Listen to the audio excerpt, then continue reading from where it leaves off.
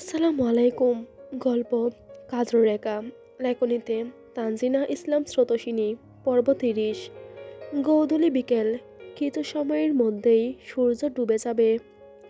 চাঁদনি নির্বিশেষ তাকিয়ে আছে সেদিকে। ওর চুলগুলো পনিটেল করে বাঁধা, বেবি হেয়ারগুলো ছড়িয়ে আছে মুখের উপর। আদার দাঁড়িয়ে আছে ওর পাশে। বিস্তীর্ণ মাঠের মতো বড় একটা ছাদ, এক সাইডে অনেকগুলো টব রাখা। হালকা বাতাসে চাঁদনির উড়না উড়ছে। আদার আকাশের দিকে তাকিয়ে বলল, রেলিংয়ে উঠে বসবি? যদি পড়ে যাই? আমি থাকতে তুই পড়ে যাবি, এমনও হতে পারে। চাঁদনি তাকালো আদারের দিকে। ও নিজের দুই হাতের সাহায্যে রেলিংয়ে উঠতে পারল না। দেয়ালগুলো চাঁদনির চেয়ে একটু উঁচু। আদার ওকে উঠতে সাহায্য করলো। চাঁদনি আকাশের দিকে তাকিয়ে পা দুলাই, লম্বা শ্বাস ফেলে সকল বিষাদ হাওয়ায় মিলিয়ে দেওয়ার চেষ্টা করে। আদার তাকালো ওর দিকে। ওর গালের দাগগুলো চলে গেছে। হঠাৎই আদারের মনে একটা প্রশ্নের উদ্বেগ হলো। ও চাঁদনিকে কালির ড্রাম বলে কেন? হোয়াই? চাঁদনি মোটেও কালির ড্রাম না। ওর ফেস কাটিং খুব সুন্দর। আদারের গায়ের রঙের চেয়ে সামান্য ডিপ, শ্যামলা বলা চলে। তবুও কেন ও চাঁদনিকে এতটা তুচ্ছ তাচ্ছিল্য করে? কেন এতটা বুকে লাগিয়ে কথা বলে? শুধু ওর জেদগুলোর জন্য? আসলেই আদার ওর জেদ নিতে পারে না। আদারের একটা মাইন্ডসেট হচ্ছে ওর আশেপাশের সবার উপর ও জেদ রচাবে। সবাই ওর কথা মানবে, ও যেটা বলবে সেটাই করবে। কিন্তু চাঁদনি ওর কথা শুনে না, এতটা বিদ্বেষ দেখায়। তাই আদার এমন করে। আদার গালে টোকা দিল চাঁদনির। চাঁদনি তাকালো ওর দিকে। সরি ফর এভরিথিং চাঁদ। চাঁদনি অবাক দৃষ্টে তাকালো। হঠাৎ? তোর সাথে প্রথম থেকে এমন করা আমার উচিত হয়নি। তুই খুব কষ্ট পেয়েছিস না রে? চাঁদনি মলিন হেসে বলল, sorry does not fix everything. তবুও মাফ করা যায় না? আমার খুব খারাপ লাগে। তোর মনটাকে আমি বিষিয়ে দিয়েছি। ছোট্ট একটা হৃদয়ে কত কি সহ্য করেছিস, যেখানে তুই অপরাগ ছিলি। চাচুকে ছেড়ে শুধুমাত্র আমার ভরসায় এখানে এসেছিলি। অথচ আমি তোর সাথে কি কি অন্যায় করেছি। আমি খুব সরি রে। হ্যাঁ হ্যাঁ, খুব সুন্দর নাটক করতে পারো তো তুমি। তুমি সরি বলে বলে আমাকে কন্ট্রোল করো, তোমার সব কথা মানতে বাধ্য করো। দেখো আদার ভাই, আমার গালের দাগগুলো চলে গেছে, কিন্তু হৃদয়ের দাগগুলো যাচ্ছে না। আমি তো তার কাছে কিচ্ছু চাইনি কখনো। শুধু চেয়েছিলাম আমার সাথে একটু থাকো, সাহারা দাও। যেভাবে ছোটবেলা থেকে সাইড নিতে, ওভাবেই একটু আমার পাশে থাকো। তুমি কি করলে বলো তো? আমি খুব কেঁদেছি জানো, খুব বাজেভাবে কষ্ট পেয়েছি। তোমার বিষাক্ত কথাগুলো মনে পড়লে এখনো কাঁদি। আমার মুখে তো সৌন্দর্যের ছিটাফোঁটাও নেই। সমাজ সুন্দর খোঁজে, তাই তোমার সমস্যা হয় আমার পরিচয় দিতে। এত কিছু আমি ভুলে যাব? সব সময় মেয়েদেরকেই কেন ভুলে যেতে হয়? কেন সব সময় মেয়েদেরই মেনে নিতে হয়? তুমি আমার সাথে যেসব বিহেভিয়ার করেছো, সেসব যদি আমি তোমার সাথে করতাম, তুমি থাকতে আমার সাথে? থাকতে না, ছেড়ে দিতে। আমি কেন পারবো না তোমাকে ছাড়তে? শুধু আমি মেয়ে তাই? সমাজ শুধু মেয়েদের দোষ দেখে, তোমার মতো সুন্দর ছেলেদের দোষ দেখে না। শুধু এই একটা কারণের জন্য আমি আমাকে মেরে ফেলবো? আদার দীর্ঘশ্বাস ফেলল, বিমূঢ় স্বরে বলল, তুই খুব জেদি বুঝেছিস? সেম কথা কয়বার মনে করিয়ে দিতে হয়? প্রথমবার বুকে লাথি মেরে, যতবার ফিরিতের কথা মনে করাতে আসবা ততবার। মেয়েদের এত জেদ ভালো না, জানিস তো। ছেলেরা জিদ ধরলে বাচ্চা, আর মেয়েরা বেশ্যা। আদার কেমন দৃষ্টিতে যেন তাকালো ওর দিকে। চাঁদনি শব্দ করে হাসল। হাসতে হাসতে বলল, তুমি একটুও বদলাওনি, একটুও না। তুমি এখনো সেই আমাকে ছোট করেই যাচ্ছ। এখনো আমি তোমার কাছে নিচু কোনো বস্তু, যার সম্মান ইচ্ছার কোনো ধার ধারণা তুমি। চাঁদনি আকাশের দিকে দৃষ্টি তাক করল। ওর চোখ দুটো চিকচিক করছে সূর্যের আলোতে। মনে হচ্ছে গলায় যেন কেউ কাটা তার পেঁচিয়ে দিয়েছে। দুইজন নির্বিশেষ তাকিয়ে থাকে সূর্যের দিকে। সূর্য অস্ত গিয়েছে মাত্রই। পশ্চিমে লালিমা রক্তবর্ণ আকাশ। কিছু ছন্নছাড়া পাখি উড়ে যাচ্ছে। বিষাদে ছেয়ে আছে দুটো হৃদয়। কেউ নিজের সাথে লড়ছে, কেউ বা তার বিপরীতজনের সাথে। রুক্ষ বাতাস ওদের গা ছুঁয়ে দেয়। ওদের জীবনে বসন্ত আসে না অনেক দিন। আজ চাঁদনির জন্মদিন। এই একটা দিনে ওর মনটা খুব ফুরফুরা থাকে। তবে আজ দিনটা তার ব্যতিক্রম।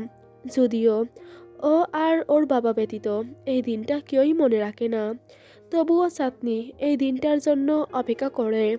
কখনোই বাড়িতে ওর জন্মদিন পালন করা হতো না, অথচ বাড়ির আর দুই ছেলে মেয়ে আদার আর অর্পিতার জন্মদিনে গোটা করে দাওয়াত দেওয়া হতো সবাইকে। কেক কাটা হতো। চাঁদনি এসব চায়নি কোনো দিন। আকিব শিকদার ওকে বরাবর 12টায় উইশ করতো। ওরা দুইজন মিলে কেক কাটতো। ওর বাবা ওকে অনেকগুলো গিফট দিত।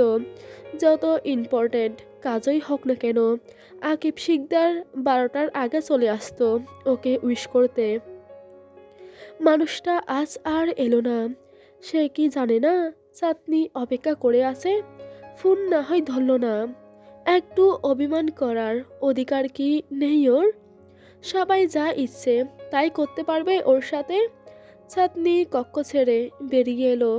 আদার ওর জন্মদিন জীবনেও মনে রাখবে না। একটা কালির ড্রামের জন্মদিন মনে রাখা তেমন ইম্পর্ট্যান্ট কোনো বিষয় না। চাঁদনি তবুও এক পলক আদারের কক্ষে উকি দিল। খালি দেখে কপালে ভাঁজ ফেলে সিঁড়ি বেয়ে নামলো। ড্রয়িং রুমেও নেই। কিচেনের দিকে এগিয়ে গেল চাঁদনি, কিন্তু ও যাওয়ার আগেই আদার বেরিয়ে এলো। চাঁদনি থেমে গেল। আদারের হাতে কেক। চাঁদনির সামনে এসে দাঁড়িয়ে ওর হাতের কেক উঁচিয়ে চিল্লিয়ে বলল, হ্যাপি বার্থডে চাঁদ। চাঁদনি হাঁ করে তাকালো ওর দিকে। কতক্ষণ ব্যাপী অবাকের ছুটে কথা বের হলো না ওর মুখ দিয়ে। আদার হাসি মুখে বলল, হ্যাপি সুইট 17 চাঁদ। 17 বছর হয়ে গেছে তোর। বুড়ি হয়ে গেছিস। তুমি আমার বার্থডে মনে রেখেছ? ভাঙা গলায় বলল চাঁদনি। আদার কপালে বাজ ফেলে বলল, how can I forget your birthday? আমার বার্থডে বাবা ব্যতীত আজ পর্যন্ত কেউই মনে রাখেনি আদার ভাই। কে বলল তোকে? আমি তো মনে রাখি। আমারও তো প্রতি বছর মনে থাকে। হ্যাঁ, উইশ করা হয়নি ঢাকা আসার পর, বাট আমার মনে থাকতো। চাঁদনি ঠোঁট চেপে তাকালো আদারের দিকে। কান্না আটকে বাচ্চাদের মতো করে বলল, বাবা তো আসলো না, আমাকে উইশও করেনি। করবে হয়তো, মাত্রই 12টা বেজেছে, এখনো সময় আছে। আর বাবা আসেনি বলে এত আফসোস করছিস কেন? প্রতি বছরেই তো বাবা থাকে তোর সাথে। এবছর না হয় আমিই আছি। এরপর থেকে প্রতিটা বছর থাকবো। চল কেক কাটবি। আদার নিজে চকলেট কেক বানিয়েছে চাঁদনির জন্য। ওর চকলেট কেক খুব ফেভারিট। চাঁদনি কেক কাটতে বসলো। আদার আফসোস করে বলল, ও শিট, আমি তো মোমবাতি আনতেই ভুলে গেছি। আসলে কেকটা কি করে বানাবো এটা নিয়েই টেনশনে ছিলাম। ফার্স্ট টাইম বানিয়েছি। মোমবাতি লাগবে না, তুমি বসো, আমি কেক কাটছি। চাঁদনি কেকের ছুরি বসানোর আগেই কেউ বেল বাজালো। আদার ব্রু উঁচিয়ে তাকালো সদর দরজার দিকে। এত রাতে কে এলো? আদার যাওয়ার আগে চাঁদনি নিজেই উঠে দাঁড়ালো। দরজা খুলতেই অবাক দৃষ্টিতে তাকালো চাঁদনি। আকিব শিকদার হাসি মুখে দাঁড়িয়ে আছে, তাকিয়ে আছেন ওর দিকে। ওকে দেখতেই ঠোঁটের হাসি আরো বিস্তৃত হলো তার। ওনার দুই হাতে 10-12টা প্যাকেট। চাঁদনি হতভম্ব হয়ে দাঁড়িয়ে থাকলো। ওর মনে হলো স্বপ্ন দেখছে। আকিব শিকদার বললেন, ঢুকতে দিবে না আম্মা? চাঁদনির স্তম্ভিত ফিরল, দরজা থেকে সরে দাঁড়ালো ও। আকিব শিকদার ভেতরে ঢুকলেন, ততক্ষণে আদারও এগিয়ে আসলো। চাচ্ছু, আমার হাত থেকে এগুলো নাও তো বাবা। আদার ওনার হাত থেকে প্যাকেটগুলো নিয়ে সোফায় রাখলো। আদার উদ্গ্রীব স্বরে বলল, তুমি এত রাতে? আমার তো বিশ্বাসই হচ্ছে না। ফ্ল্যাট খুঁজে পেতে সমস্যা হয়নি তো? এতগুলো প্যাকেট কি করে নিয়েছো? না, বাড়ির ড্রাইভার তোমার ফ্ল্যাট চিনত। সে এখানে পর্যন্ত এনে দিয়েছে, কষ্ট হয়নি। আকিব শিকদার চাঁদনির দিকে তাকালেন। আম্মা, আমাকে জড়িয়ে ধরো। বাবা, মিসড ইউ সো মাচ। এখনো অভিমান করে আছো? দেখো, চলে এসেছি তোমার কাছে, নিয়ে যাব তোমাকে। তুমি আমাকে বুঝবে না। চাঁদনি ছুটে গিয়ে জড়িয়ে ধরল তাকে। আকিব শিকদার 2 পা পিছিয়ে গেল। চাঁদনি হুড়মুড়িয়ে বলল, I missed you so much বাবা। হ্যাপি বার্থডে আম্মা। Sorry for late. 12টায় উইশ করতে পারিনি, কিন্তু দেখো, আমি বরাবর 12টা 10-এ উইশ করেছি। তুমি তুমি এসেছো আব্বু। আমার তো বিশ্বাসই হচ্ছে না। আমার মনে হচ্ছিল তুমি বোধহয় আমাকে ভুলেই গেছো। এতগুলো দিন তোমার একবারও আমার কথা মনে পড়লো না? আর বলা সম্ভব হলো না ওর পক্ষে। চাঁদনি এবার কেঁদেই দিল। আকিব শিকদার বুকের সাথে শক্ত করে ধরলেন চাঁদনিকে। চাঁদনি তার শার্টের বুকের কাছটাই ভিজিয়ে ফেলল চোখের জলে। আকিব শিকদার ওর চোখের জল মুছিয়ে দিলেন। ভরাট কণ্ঠে বললেন, বাবা খুব মিস করেছে তোমাকে। তোমার কথা খুব করে মনে পড়েছে তার। কেঁদো না আম্মা, কেঁদো না প্লিজ। আমি চলে এসেছি তো, আর কাঁদতে হবে না তোমাকে। অনেক কেঁদেছ, আর না, আর কখনোই না। টেবিলের উপর কেক রাখা ছিল। আকিব শিকদার সেদিকে তাকিয়ে বললেন, তোমরা কেক কেটেছিলে? হুম, আদার ভাই কেক বানিয়েছিল আমার জন্য। মাত্রই কাটতে বসেছিলাম। বাহ, আমি আরও টেনশন করছিলাম তোমার জন্য, কেক কিনতে পারিনি বলে। সব দোকান বন্ধ হয়ে গেছে এত রাতে। চলো, আমরা কেক কাটি। চাঁদনি মাথা ঝাঁকালো। কেক কেটে প্রথম পিস আকিব শিকদারকে খাওয়ালো, কিন্তু আদারকে খাওয়াবে কিনা ভাবনায় পড়ে ওর দিকে তাকালো। আদার তাকিয়ে আছে ওর দিকে। ওর দৃষ্টিতে কোনো অনুভূতি নেই, নির্লিপ্ত। চাঁদনি তবুও এক পিস কেটে ওর মুখের সামনে ধরল। আদার পুরো পিসই নিয়ে নিল ওর মুখে। চাঁদনি ছিটকে হাত সরিয়ে নিল। আদার মুখ বাঁকালো। আকিব শিকদার থাকাই ওকে গালি দেওয়া সম্ভব হলো না, কিন্তু মনে মনে খুব করে বকলো চাঁদনির ওর নাটকের জন্য। সোফার উপর 12টা প্যাকেট, সবকিছুই চাঁদনির জন্য আনা জিনিসপত্র। আকিব শিকদার অনেকগুলো হোয়াইট রঙের ড্রেস এনেছেন ওর জন্য। অনেকগুলো চাঁদনির favourite chocolate, milk, Cadbury, KitKat, Raffaello, সাথে অনেক সাজগোজের জিনিস। যদিও চাঁদনি সাজে না, তবুও তিনি সবসময় চাঁদনির জন্য কিনতেন। এবারেও আসার সময় চাঁদনির জন্য অনেক কেনাকাটা করেছেন তিনি। আকিব শিকদার আর চাঁদনি সোফায় বসে কথা বলছিল। আদার উপরে গেছে, হয়তো বাবা মেয়ের মাঝে কাবাব মেয়ে হাড্ডি হতে চায়নি। এমনিতেই চাঁদনি কয়েকদিন ধরে খুব মন খারাপ করেছিল আকিব শিকদারের সাথে কথা বলার জন্য। চাঁদনি মনোযোগ দিয়ে চকলেট খাচ্ছিল। আকিব শিকদার নরম স্বরে ডাকলেন, আম্মা। হুম, এবার তোমাকে নিয়ে যাব। কোথায়? বাড়িতে? হুম। তোমার এখানে থাকতে কষ্ট হচ্ছে না বাবাকে ছাড়া? চাঁদনি চকচকে দৃষ্টিতে তাকালো, খুশি হয়ে জবাব দিল, একেবারের জন্য নিয়ে যাবে? আর আসতে হবে না এখানে? তোমার ইচ্ছা, তুমি আসতে চাইলে আসবে, নয়তো থেকে যাবে সেখানে। এখন থেকে বাবা তোমার কথা মতোই চলবো। আমার মেয়ে যেটা চাইবে এখন থেকে সেটাই হবে। চাঁদনি উৎফুল্ল হয়ে মাথা ঝাঁকালো। আকিব শিকদার রাতে চাঁদনির রুমে থাকলেন। পুরো ফ্ল্যাটে শুধু 2টো বেডরুম আছে। আকিব শিকদার জানলেন না চাঁদনি আর আদার এতদিন আলাদা রুমে থেকে এসেছে। এদিক দিয়ে আদার বড় বাচ্চা বেঁচেছে। মাত্র কয়েকদিনই তো হলো।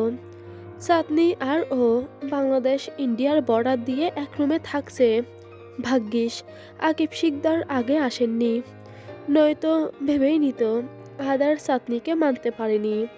তারপর চাঁদনিকে গ্রামে নিয়ে চলে যেত, আর কখনো আসতেও দিত না। পরের দিন সকালে চাঁদনি আদারের কক্ষের বেলকনিতে বসেছিল। আকিব শিকদার এখনো ঘুম থেকে উঠেননি। লং জার্নিতে হয়তো বেশি ক্লান্ত হয়ে পড়েছিলেন। উনি না ওঠায় আদার আর চাঁদনিও ব্রেকফাস্ট করা হয়নি। আদার ঘুম থেকে উঠেই কোথায় যেন বেরিয়েছে। চাঁদনি অন্যমনস্ক হয়ে বসেছিল। একটু পর আদার গলা ফেরে ডাকতে ডাকতে কক্ষে এলো। চাঁদ, এই চাঁদ। চাঁদনি হকচকিয়ে উঠে দাঁড়ালো, উদ্বিগ্ন স্বরে বলল, কি? আদারের হাতে একটা কালো রঙের খাঁচা, ভেতরে দুটো পাখি ভদ্র হয়ে বসে আছে। একটার রং হলুদ, আর একটা অফ হোয়াইট আর ধূসরের মিশেল। আদার ব্যালকনিতে এলো। চাঁদনি এগিয়ে এলো ওর দিকে, খাঁচাটার দিকে তাকিয়ে রইল। দেখ, আমি তোর জন্য পাখি নিয়ে এসেছি, একদম তোর মতো। It's your birthday gift. সুন্দর না? খুব সুন্দর। এগুলো কি পাখি? ওরা লাভ বার্ড, বাজরিকার পাখি, কাপল। চাঁদনি খাঁচায় হাত রাখে মুগ্ধ দৃষ্টিতে তাকিয়ে বলল, পাখিদের আকাশে উড়তে দেখেই সুন্দর লাগে, খাঁচাই মানাই না, ওদের মুক্ত করে দাও। আদার উদ্বিগ্ন স্বরে বলল, কেন, তোর পছন্দ হয়নি চাঁদ? কেন উড়িয়ে দিব ওদের? ওদের আমার খুব পছন্দ হয়েছে, আর তাই ওদের বন্দিত্ব আমার ভালো লাগছে না। খাঁচাই ওদের কষ্ট হচ্ছে আমার মতো।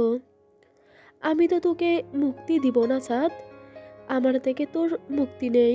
ওদের উড়িয়ে দিলে তোর মনে হবে তুইও আমার খাঁচা থেকে উড়ে যেতে পারবি। আমার খাঁচা খুব শক্ত রে চাঁদ, সেটার শিকল ভেঙে উড়ে যাওয়ার সাধ্য তোর বা পাখিদের নেই। পাখিদের জায়গা হলো ব্যালকনিতে। চাঁদনি মুখে বলেছে ঠিকই ওদের উড়িয়ে দিতে, অথচ ব্যালকনিতে রাখার পর চাঁদনি খুব ব্যস্ত হয়ে পড়ল ওদের নিয়ে। কি খাওয়াবে, কিভাবে রাখবে ওদের, কি করলে ওরা পোষ মানবে, সেসব জানার জন্য খুব তোড়জোড় শুরু করলো ও। আদার মুখ লটকে দেখলো সব কিছু। এমনিতেই ওর সাথে এক অক্ষর শব্দ নিচ থেকে বলে না চাঁদনি। এখন তো ওকে আর পাত্তাই দিবে না, টোটালি চোখেই দেখবে না। এইভাবে খাল কেটে কেউ কুমির আনে? উহু, কুমির না, সতীন। আদারের তো এখন ওদের সতীনই মনে হচ্ছে। আকিব শিকদার ড্রয়িং রুমে বসে আছেন, ওনার হাতে কফির মগ। একটু আগেই ব্রেকফাস্ট সেরেছে সবাই। চাঁদনি ওর কক্ষে বসে ফোন দেখছে। মেয়েটা আল্লাহর দুনিয়ায় এই একটা কাজ ছাড়া আর কিছুই পারে না। আদার কিছুক্ষণ নিশ্চুপ গালে হাত দিয়ে আকিব শিকদারের দিকে তাকালো। একটু পর ফুস করে শ্বাস ছেড়ে বলল, তাহলে তুমি চাঁদকে নিতে এসেছো? হুম। ওর পিতা ফিরে এসেছে। শুধু ও একা আসেনি, ওর স্বামীকেও নিয়ে এসেছে।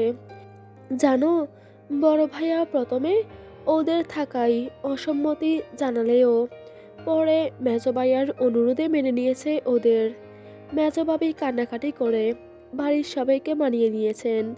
অথচ ওই মেয়েটার জন্য আমার মেয়ের জীবনটা উল্টাপাল্টা হয়ে গেল আদার। ওর পিতা ফিরে না এলে তো জানতামই না বাবা হিসেবে কতটা জঘন্য আমি। অন্যের দোষের শাস্তি নিজের মেয়ের মাথার উপর গছিয়ে দিয়েছি। তুমি বলো আদার, অর্পিতাকে বাড়িতে থাকতে দেওয়া চাঁদের উপর অন্যায় না? আদার মাথা ঝাঁকিয়ে বলল, হ্যাঁ অন্যায়, কিন্তু তুমি এটা আমাকে বললেই পারতে, আমি নিয়ে যেতাম। তোমার কষ্ট করে আসার দরকার ছিল না। আকিব শিকদার ব্রুকুসকে বললেন, আমি আসাই কোনো সমস্যা হয়েছে? না, কি সমস্যা হবে? মনে হচ্ছে খুশি হওনি। সত্যি বলতে তুমি যদি পরে আসতে তবে আমি অবশ্যই অনেক বেশি খুশি হতাম, কিন্তু এখন আমার এক্সাম চলছে চাচ্চু, আমি গ্রামে যেতে পারবো না। তুমি না হয় পরে এসো আদার, এক্সাম শেষ হলে আমি চাঁদকে নিয়ে যাই। খুব মনে পড়ছিল ওর কথা। জানো তো, ওকে ছাড়া কোনোদিন থাকিনি, সুযোগই হচ্ছিল না আসার। এর চেয়ে বড় কথা, ভয় হচ্ছিল কিভাবে ওর সাথে নজর মেলাবো। সবাই তোমার কথা ভাবছে আদার, কিন্তু আমার মেয়ের কথা ভাবার জন্য শুধু আমিই আছি। আদার কি বলবে বুঝতে পারল না। আকিব শিকদার আবারও বলল, তোমরা দুজনেই অনেক ছোট, সংসার করা তো মুখের কথা না। আমার মেয়েটা তো আমাকে ছাড়া এক পাও এগোতে পারে না। সেখানে ধরে বেঁধে বিয়ে নামক একটা সম্পর্কে জড়িয়ে দিয়েছি তোমাদেরকে। ভুল করেছি। কত অপমান করেছো তুমি আমার ছোট্ট মেয়েটাকে। আমি ওকে নিয়ে যাব আদার। শাস্তি দিবা? আমি কি ইচ্ছে করে অপমান করেছি ওকে? বাবার উপর খুব রাগ হয়েছিল। সে রাগ তো তুমি চাঁদনির উপর চাপতে পারো না। ওর তো কোনো দোষ ছিল না। ও কেন সাফার করবে বলো? তুমি এখনো ওকে মেনে নিতে পারোনি, আমি জানি।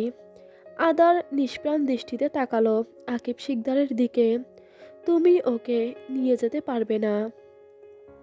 তুমি তো ওকে চাও না, পছন্দ না তোমার ওকে। সেটা তো প্রথম দিনই বলেছিলাম। দাম দিয়েছিলে আমার কথার। ঠিক হয়তো বিয়েতে 3 ভাই মিলে সাক্ষী দিয়েছো। এখন কেন মেয়ের কথা মনে পড়ছে? মানুষ মাত্রই ভুল হয় আদার। Exactly, that's the point. মানুষ হয়তো ভুল করবে, ভুল না করলে তো আমরা ফেরেশতাই হতাম। তোমরা এই শেষ বয়সে এসে ভুল করতে পারো, আর বয়সের দোষে সেম ভুল আমি করতে পারি না? শেষ বয়স কি বলছো? মনে প্রাণে আমি এখনো ইয়াং। শুনো, এসব কথা বলে কোনো লাভ নেই। আজ রাতে দুজনের জন্য টিকিট বুক করেছি আমি। চাঁদনির খুব শখ ট্রেনে চড়ার। প্রথমবার আমাকে ছেড়ে কাঁদতে কাঁদতে এসেছিল। ট্রেনে চড়ার অনুভূতি নিতে পারেনি, তাই রিকোয়েস্ট করেছে আমাকে ট্রেনে করে যাবে। নো, আমি যেতে পারমিশন দিব না। আমি ওর বাবা আদার। বাবা হয়ে তোমার পারমিশন আমার লাগবে? লাগবে, অবশ্যই লাগবে। ওর যখন বিয়ে হয়ে গেছে তখন আমার অধিকার তোমার চেয়েও বেশি। আকিব শিকদার কিছু না বলে উঠে দাঁড়ালেন। সিঁড়ি বেয়ে যেতে যেতে বললেন, যা ইচ্ছা করো, আমি তো ওকে নিয়ে যাবই। চাঁদ যাবে না, দেখো তুমি। দেখা যাবে। সামনে নির্বাচন। শহরের গল্লি মহল্লা, চায়ের দোকান থেকে বাজার, সব জায়গায় এখন একটাই আলোচনার বিষয়, নমিনেশন। কে পেল, কে পেল না, এই নিয়েই গরম রাজনীতি। তবে রাতের এ নিয়ে বিন্দুমাত্র মাথা ব্যথা ছিল না। ঢাকায় আসার পর দলীয় সকল প্রোগ্রামে সশরীরে থেকে 2 হাতে মানুষের ভালোবাসা কুড়িয়েছে ও। বিশ্বাস তো ছিলই, নমিনেশন না পেলেও সমস্যা ছিল না। এমনিতেও এখানে মন টিকছিল না ওর। ওর অসুস্থ মাটা একা একা চট্টগ্রামে কেমন আছে কে জানে। চট্টগ্রামে ফিরে যেতে ইচ্ছে করেছে খুব করে, অথচ নির্বাচনের আগে যেতেও পারছে না। রাতের রাজনীতির শখটা ছিল সেই ক্লাস 8 থেকে। সাদিক এহসান বহুকাল এলাকার এমপি ছিলেন। রাজনীতি রিলেটেড কাজগুলো ওদের বাড়িতে গেলেই থাকতো সারাক্ষণ। স্বাভাবিক, একটা ছোট্ট মনে এসব নিয়ে প্রভাব পড়বেই। জীবনের এত উত্থান পতনেও রাত কখনোই রাজনীতি ছাড়েনি। ওর মা বাবার ছাড়াছাড়িতেও না, ওর বাবার অমানুষের মতো প্রহারেও না। লোকটা তো বাড়ি আর রাজনীতির পার্থক্যই করতে জানতো না। দুটো বিষয় গুলিয়ে ফেলতো, তারপর সেটার ফল ভোগ করতে হতো আবরার নামের একটা ভাঙাচোরা মানুষকে, যার অতীত বর্তমান দুটোই জঘন্য। ভবিষ্যতে বেঁচে থাকবে কিনা ওটারও কোনো গ্যারান্টি নেই। আকাশের দিকে তাকিয়ে দীর্ঘশ্বাস ফেলল রাত। আকাশে আজ কোনো চাঁদ নেই, আছে হয়তো হাতে গোনা কয়েকটা তারা। অমাবস্যা বোধহয়। রাতের অমাবস্যাই ভালো লাগে। জ্যোৎস্না রাতে চাঁদ এতটাই আলোকিত করে দেয় ধরণীকে যে রাতের মুহূর্ত গভীরতা বোঝা যায় না। রাত তো হবে রাতের মতোই, অমানিসা, অন্ধকারে ঘেরা, একদম ওর জীবনের মতো। রাতকে কেন চাঁদ এসে আলোকিত করবে? কেন রাতের অসীমতা, গভীরতা নষ্ট করে দিবে? রাত এই বিষয়ের ঘোর বিরোধী। ফোনের রিংটংয়ে রাতের ধ্যানভঙ্গ হলো। না দেখে কল রিসিভ করতেই ওপাশ থেকে একটা এলোমেলো অস্থির কণ্ঠস্বর ভেসে এলো, আবরার, এই আবরার। রাত হকচকিয়ে গেল। নরম তুলতুলে স্বরে ডাকলো, আম্মু, এত সকালে তুমি? ঘুম ভেঙে গেছে তোমার? ওপাশের নারীটি কাঁদো কাঁদো স্বরে বলল, তোমার সাথে কথা নাই আমার।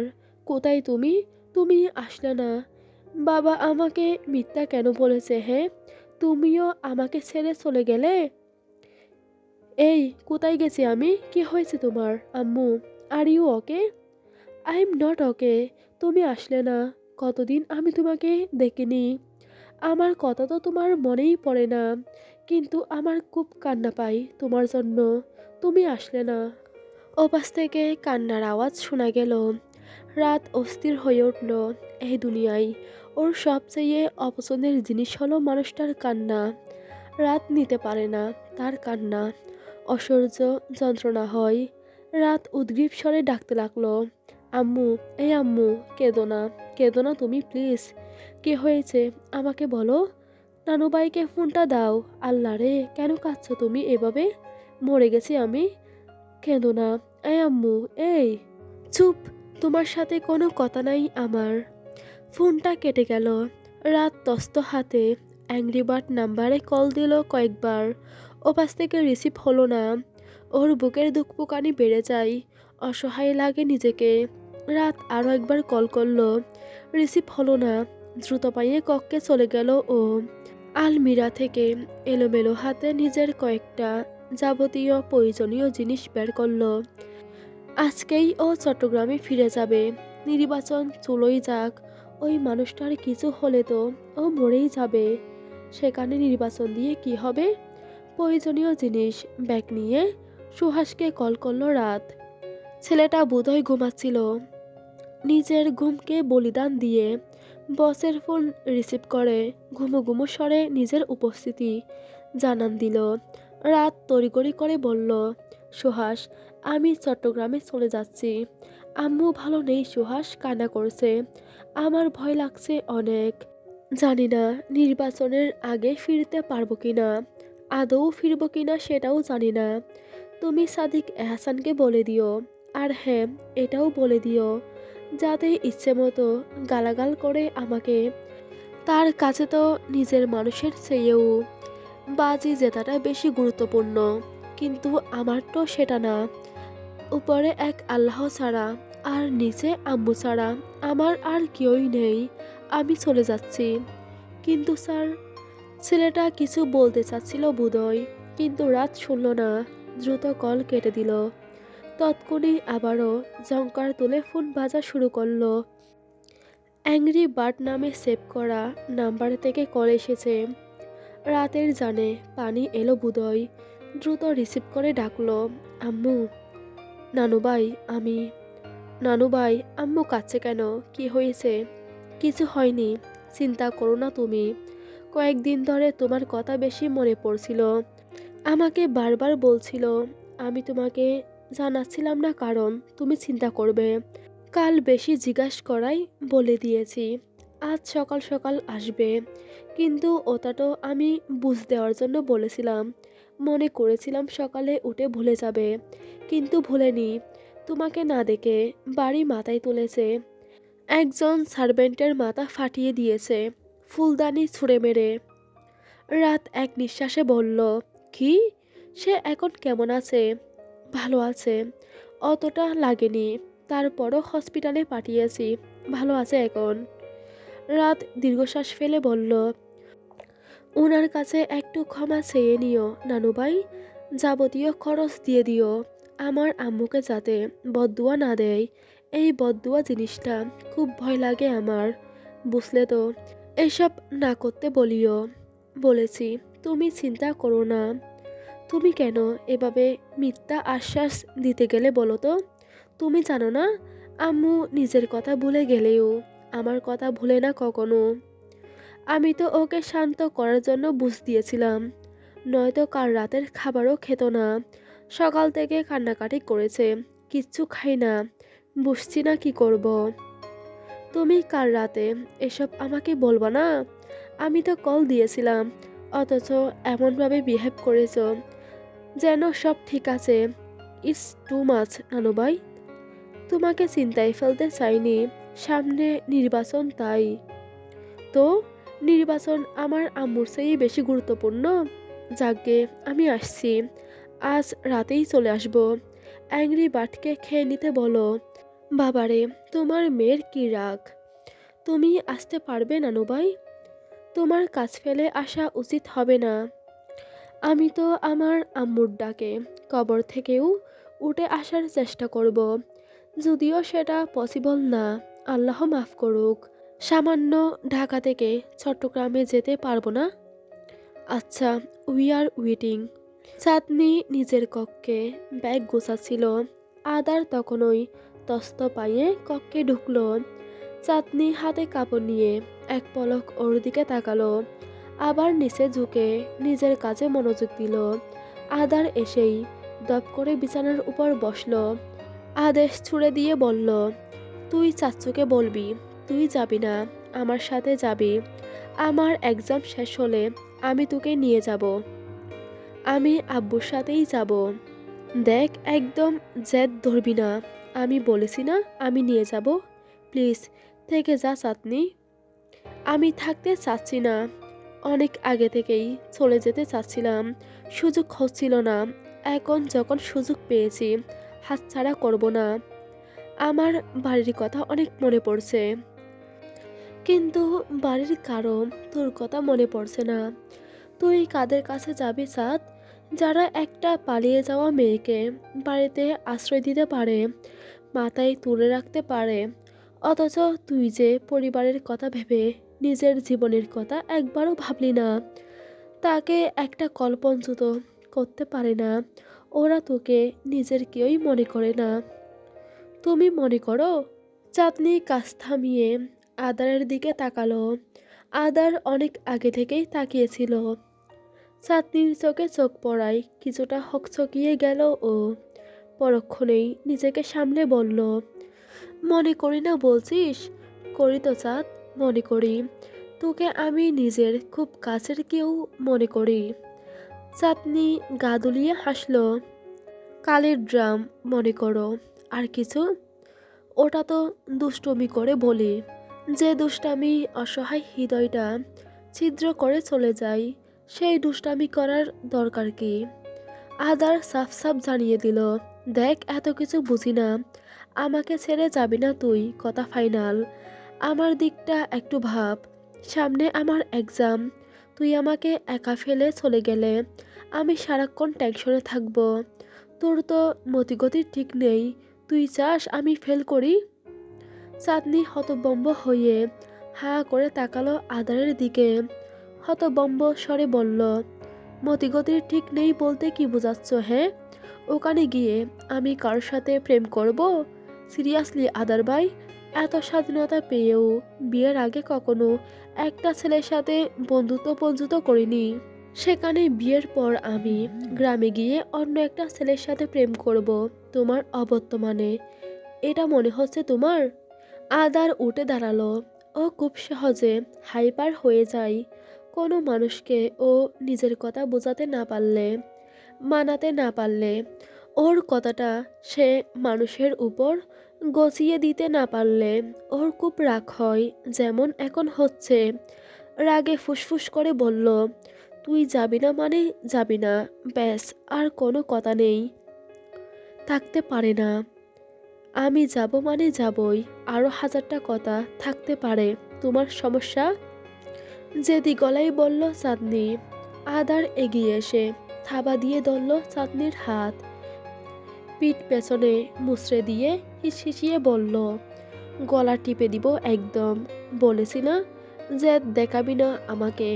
উঁচু গলায় কথা বলছিস কোন সাহসে? চাঁদনি চেঁচালো ব্যথাতুর শব্দে বলল, ছাড়ো, ব্যথা পাচ্ছি। বাবা বাড়িতে থাকার সত্ত্বেও তুমি আমাকে মারছো।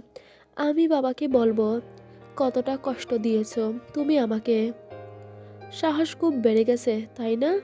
আমার কথা অমান্য করবি? তোর কি মনে হয় আমি চাচ্চুকে ভয় পাই? হাত ছাড়ো, ব্যথা পাচ্ছি। তুই চলে গেলে আর ফিরে আসবি না। তুই একটা বেঈমান, অকৃতজ্ঞ। তোর জন্য করা আমার সব স্যাক্রিফাইস ভুলে গেছিস তুই। কি স্যাক্রিফাইস করেছো তুমি আমার জন্য?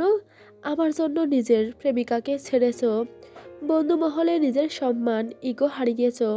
এসবের কথাই তো বলছো, তাই না? আমি চলে গেলে সব ফিরে পাবে। আদার গোদরে বলল, তুই যাবি না চাঁদ। আমি তোকে ছাড়া থাকতে পারবো না। বুঝ না একটু, তুই আমার অভ্যাস হয়ে গেছিস। আমি যাবই। যাবি না? যাব। যাবি না? যাব।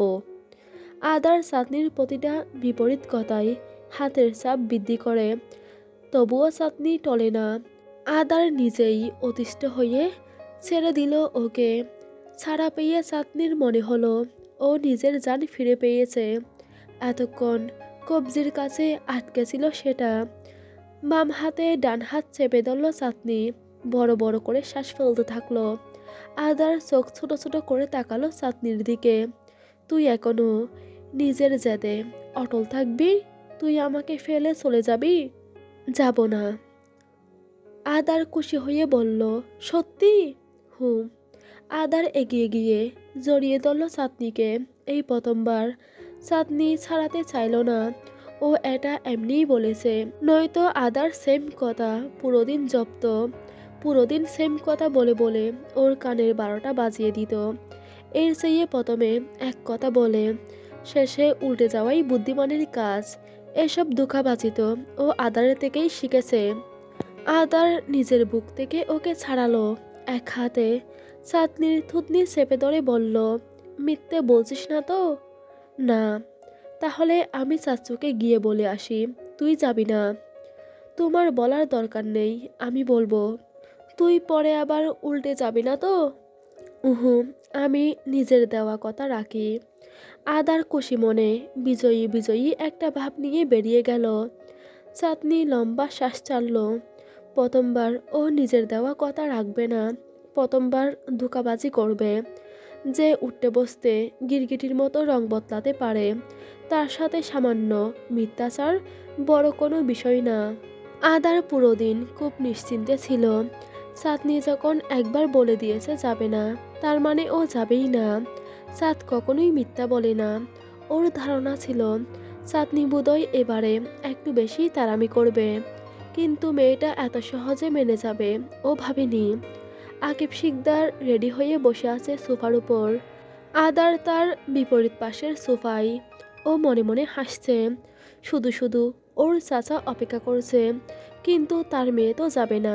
আচ্ছা, এটা কি আদার বলে দিবে? না থাক, সাদই বলুক। ও কেন বলতে যাবে? আকিব শিকদার হাত ঘড়ি দেখে আদারের দিকে তাকিয়ে বলল, চাঁদ তো এখনো নামলো না আদার। মনে হয় ও যাবে না চাচ্চু। আকিব শিকদার সোজা হয়ে বসলেন, ব্রুকুসকে বললেন, ও অবশ্যই যাবে। ঢাকা আসার পর থেকে আমাকে ফোন দিয়ে কান্নাকাটি করছিল গ্রামে ফিরে যাওয়ার জন্য। আর এখন যখন নিতে এসেছি ও যাবে না। আদার বাচ্চাদের মতো ঠোঁট উল্টালো, দুই হাত উঁচিয়ে বোঝালো ওর আইডিয়া নেই। একটু সময় পর চাঁদনিকে রেডি হয়ে নিচে নামতে দেখা গেল। আদারের হাসি বন্ধ হলো নিমিষেই। কপালে ভাঁজ ফেলে তাকালো ওর দিকে। অথচ চাঁদনি নিচে নেমেই আকিব শিকদারকে বলল, আমি রেডি, চলো। আদার হাঁ করে তাকালো চাঁদনির দিকে। কিছুটা চিল্লিয়ে বলল, এই বিয়াদব, তুই না বলেছিস যাবি না? কখন বললাম? আমি তো কাল থেকেই বলে আসছি যাব। স্বাভাবিক কণ্ঠে বলল চাঁদনি, যেন ও আদারকে কোনো রকম প্রমিস করেনি। আদার এসব কোত্থেকে বলছে? আদার আগুন দৃষ্টিতে তাকালো ওর দিকে।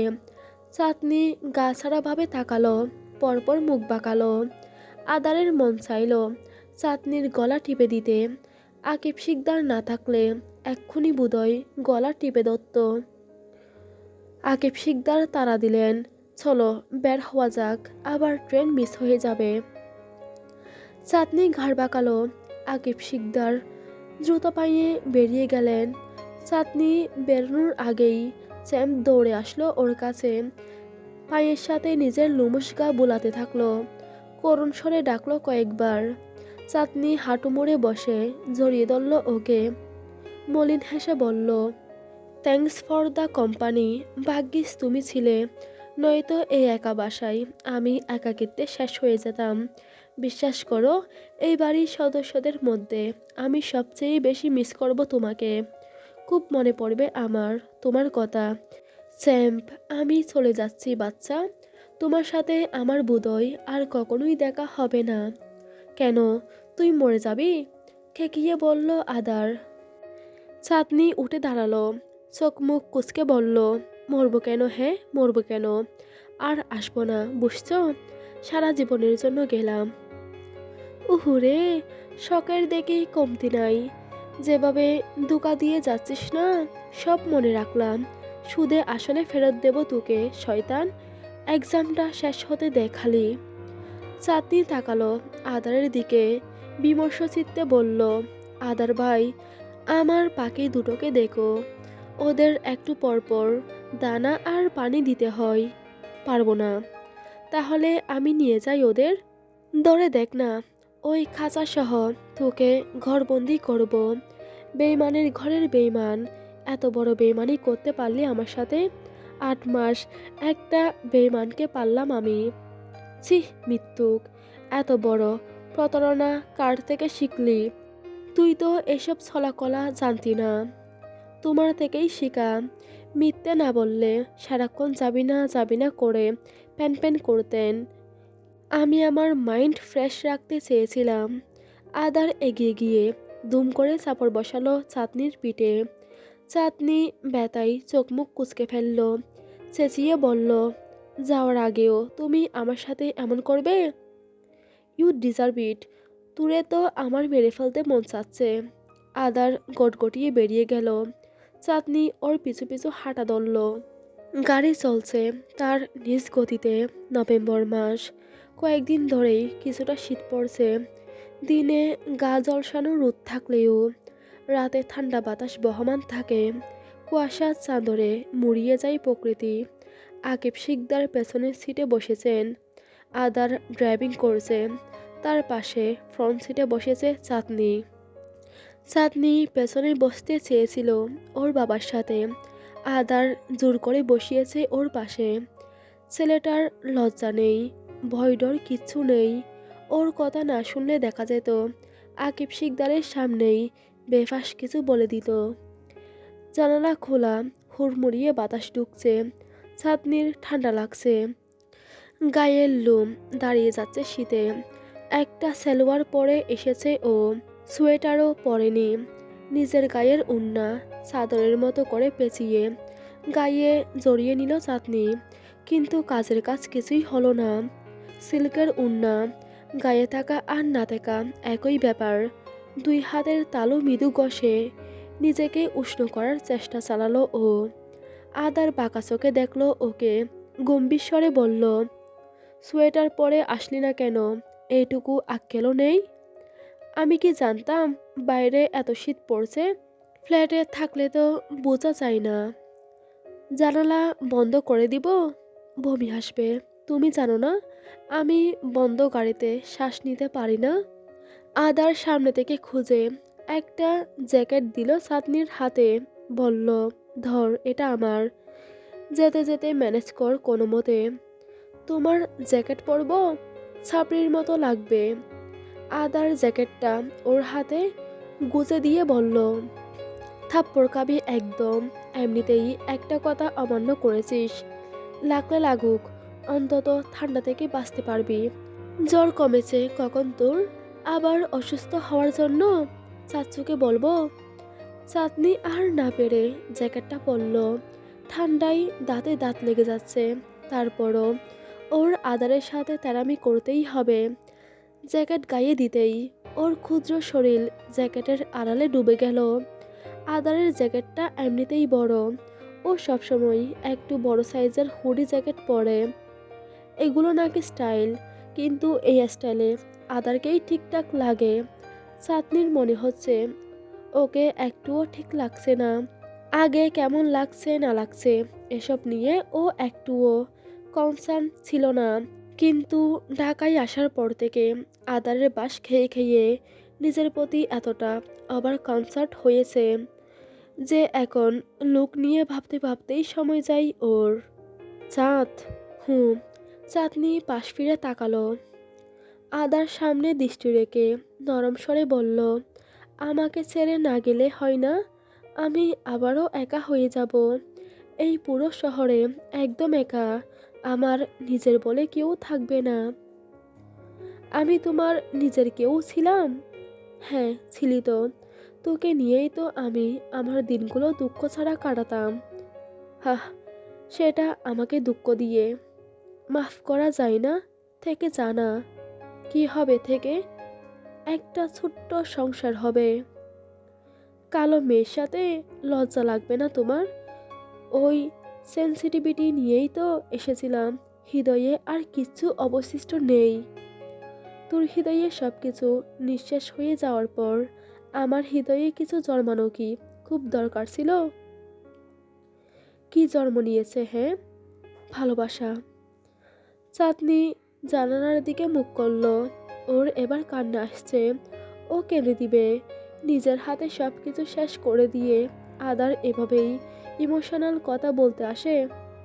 চাঁদনির হৃদয় গলে যায়, সত্যিই গলে যায়। ওর ভালোবাসাটা তো মিথ্যা ছিল না। এই ছেলেটাকে ওর ছোট্ট হৃদয়টা দিয়ে পাগলের মতো ও ভালোবেসেছে। কিন্তু ভালোবাসা কি আত্মসম্মান থেকে বড়? উহু, না, কখনোই না। একটা মেয়ের বেঁচে থাকার তাগিদই হচ্ছে তার ইজ্জত, তার সম্মান। আদার কেন একটু ওর কদর করলো না? ওর অসীম ভালোবাসার বিনিময়ে কেন সবসময় কটু কথাই পেয়ে গেল ও? চাঁদনি পুরো রাস্তা আর কোনো কথাই বলল না, কিন্তু আদার ফিসফিস করে বলতে থাকলো, চাঁদনি যাতে না যায় ওর এই প্যানপ্যানানি। চাঁদনির ট্রেনে ওঠার আগ পর্যন্ত চলতে থাকবে। রেল স্টেশনে যাত্রীদের ভিড়। সন্ধ্যা হওয়ায় ভিড়টা একটু বেশি। ট্রেন আসছে, যাত্রীরা নামছে। আবারও যাত্রীতে পূর্ণ হলে ট্রেন ছেড়ে দিচ্ছে। ব্যস্ত সময়। চাঁদনি যখন প্রথম ঢাকায় এসেছিল তখনও একই পরিবেশ ছিল, একই সময়। ইস, কত স্বপ্ন নিয়ে এসেছিল ও।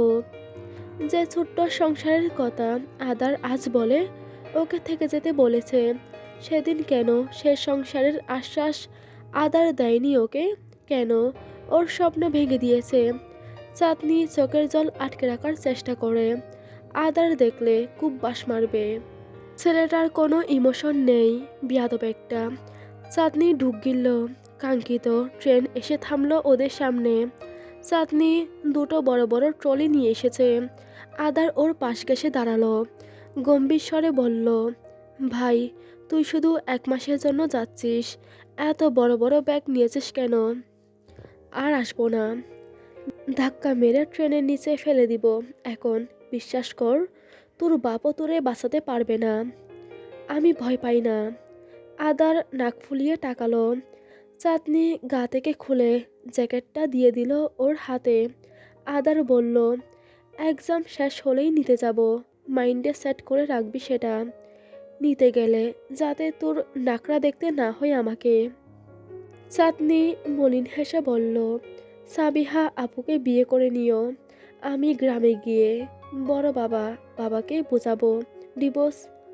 আর একটা শব্দ মুখ থেকে উচ্চারণ করলে জিভ কেটে ফেলবো। চাঁদনি চোখ সরিয়ে আকিব শিকদারের দিকে তাকালেন। আকিব শিকদার বললেন, চলো, সময় হয়েছে। চাঁদনি পা বাড়ানোর আগেই আদার ওর হাত শক্ত করে চেপে ধরল। করুণ স্বরে বলল, চলে যাচ্ছিস? যাচ্ছি। আমার কথা মনে পড়বে না তোর? না। চ্যাম্পের কথা পর্যন্ত মনে পড়বে তোর? আমি এতটাই বানের জলে বেশি এসেছি? চ্যাম্প আমাকে যতটুকু ভালোবাসা দিয়েছে এই 8 মাসে, ততটুকু তোমার সাথে আমার দেখাও হয়নি। দেখা হলেও তোমার কটু কথায় জর্জরিত হয়েছি, এর বেশি আর কিছুই নেই। মনে করার সুযোগ কই? কিন্তু আমার খুব মনে পড়বে রে তোর কথা। চাঁদনি টলটলে দৃষ্টিতে তাকালো, আদারের চোখে চোখ রেখে অসহায় গলায় বলল, তুমি নিজেও জানো না তোমার এক একটা কথার ওজন কতটা ভারী ছিল। সেইবার বহন করার সাধ্য আমার ছিল না। তুমি জানতেই পারবে না তোমার একটা কথার আঘাত কতটা বিশ্রী করে আমার হৃদয় ছিন্ন ভিন্ন করে দিয়েছে। মানুষের কথার আঘাত রুহু পর্যন্ত পৌঁছে যায়। মানুষ ব্যথায় মরে, কথায় মরে। কথায় যে কত ব্যথা সেটা শুধু আঘাতপ্রাপ্ত মানুষটাই জানে। আমি চলে যাচ্ছি, সারা জীবনের জন্য চলে যাচ্ছি, আর ফিরবো না, কখনো না। অভিশাপ দিলাম না তোমাকে, তবে নিজের দীর্ঘশ্বাস রেখে গেলাম।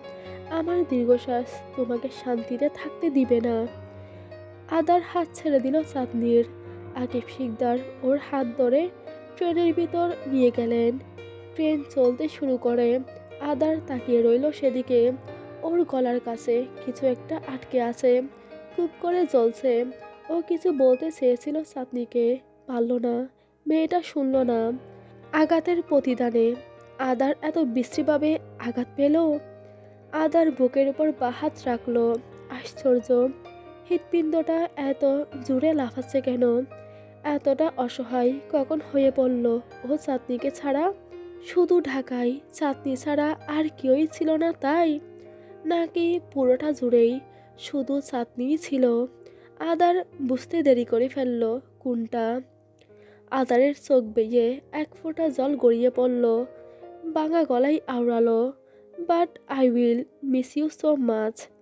এজন্যই বোধহয় বঙ্কিমচন্দ্র বলেছিলেন, রাগ করিয়া ভ্রমরকে বলিবার চেষ্টা করিলেন। বলিবার স্বাদ কি? সুখ যায়, স্মৃতি যায় না। ক্ষত ভালো হয়, দাগ ভালো হয় না। মানুষ যায়, নাম থাকে। এই জন্যই হয়তো কেউ একজন বলেছিলেন, কথা বলার সময় যাতে সাবধানে বলে। কথার আঘাত আর ধনুকের তীর যেদিকেই যায় এফর ওফর করে দেয়।